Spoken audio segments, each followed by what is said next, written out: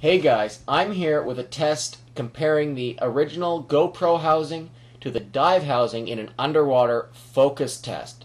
So what I'm going to do is I've placed two Hero 2s, one in each of the cases. They're both set to exactly the same recording resolutions and settings. They're both recording at 1080p at 30 frames per second. I'm going to place them underwater side by side about 2 feet away from this focus test sheet I've got. Now this is what they use to test the focus on digital cameras.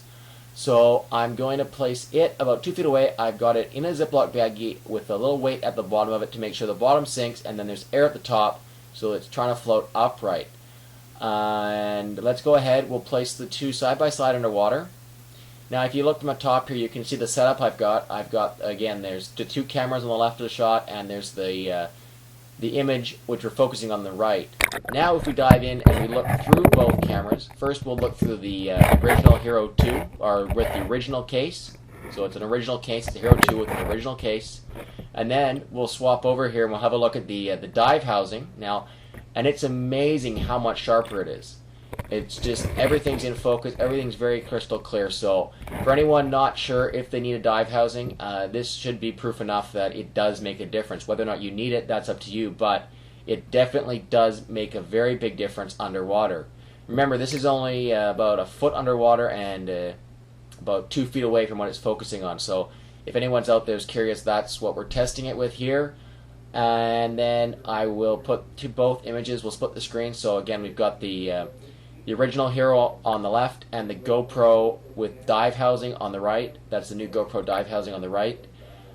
This is really great that GoPro has made up this dive housing. It's their own branded dive housing. For a long time there, they didn't have anything, and the only way to fix the focus issue underwater with the curved lens was to go out and purchase a second-party lens kit, which wasn't always that great because there wasn't really a warranty or a guarantee against being waterproof or anything. But this is now a GoPro branded underwater dive housing, which will be just great for anyone out there who wants to go scuba diving or snorkeling with their GoPro camera. It really allows a cheap way to get a really good underwater camera. Again, I'm moving the focus sheet now closer to the lenses and farther away from the lenses, so you can really get an idea of the difference in them, even as they become closer or farther away from you.